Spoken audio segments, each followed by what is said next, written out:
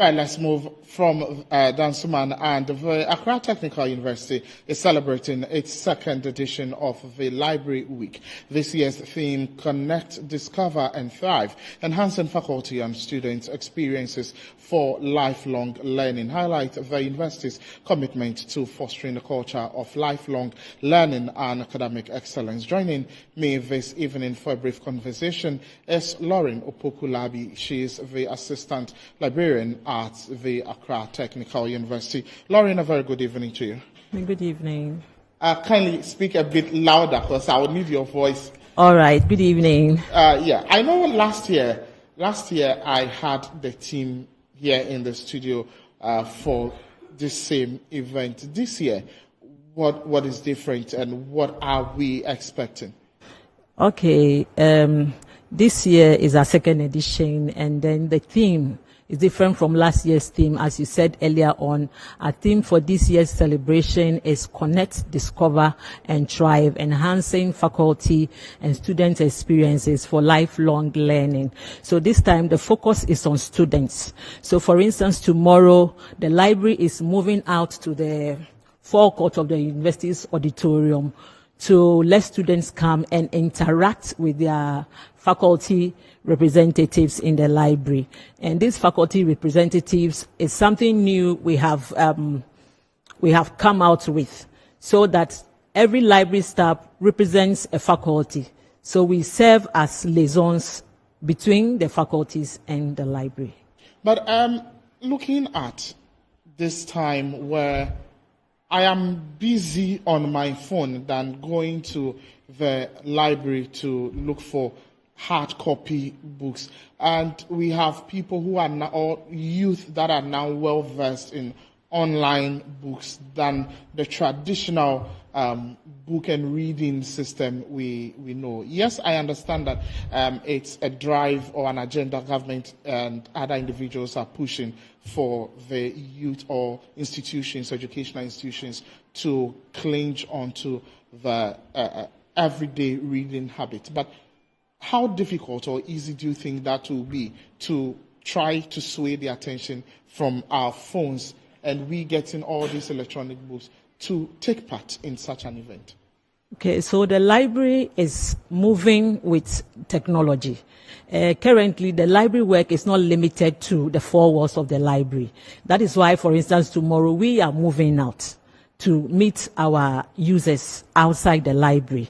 Apart from that, if you don't have the habit of reading, how will you read the information you find on the internet and make meaning out of it? So for instance, last year as part of our event, we went out to Bishop Girls at Jamestown and had a reading clinic with the students, and then helped them build that habit of reading for a lifelong learning. But last year, I saw the culinary art display. I don't know if it's coming back. Is it coming back this year? This year it's not coming back. Our program outline for this year is starting with tomorrow's event, which is Meet Your Faculty Rep. On Tuesday, we continue with the media engagement. And then on Wednesday, we'll have a webinar series where we have a professor called, well, the name has escaped me, but he will be talking about reclaiming lost opportunities on campus. That is resetting your goals and then building on them for the future. So that is what is going to happen on Wednesday, and then on Thursday we are going to have creative